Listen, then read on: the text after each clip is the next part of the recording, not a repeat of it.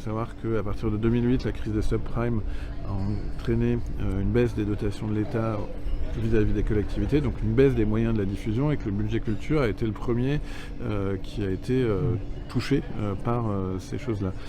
Qu'est-ce que ça a eu comme conséquence? Ça a eu comme conséquence de faire que les compagnies qui ne venaient pas dans le festival, et notamment les compagnies dites du subventionné, les compagnies conventionnées, qui n'avaient pas besoin du off pour tourner, sont venues chercher de la diffusion à Avignon. Et donc on a vu arriver, à partir de 2008, nombre de compagnies qui étaient forcément, parce qu'accompagnées financièrement depuis longtemps, structurées,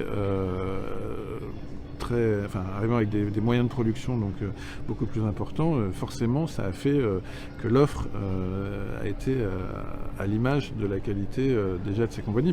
Et donc il y a des lieux qui se sont créés pour les accueillir. C'est venu modifier considérablement le paysage effectivement de l'offre théâtrale, notamment au sein du off. Et l'autre phénomène qui s'est rajouté à ça, c'est que pendant la même période, justement les producteurs indépendants, beaucoup de producteurs qui ne venaient pas forcément dans le off, qui produisaient plutôt des séries à Paris que dans le off, se sont rendus compte que là aussi c'était un vivier pour la diffusion qui pouvait être intéressant, et donc ils sont venus produire des spectacles ici à Avignon. On est en train de reconnaître au off sa fonction d'intérêt général. Moi ça fait longtemps que je suis convaincu de la chose, ça fait 25 ans que je fais le festival off, d'abord en tant que compagnie, producteur, tourneur et puis ensuite exploitant de salle, et j'ai toujours pensé que le off avait cette mission-là d'intérêt général.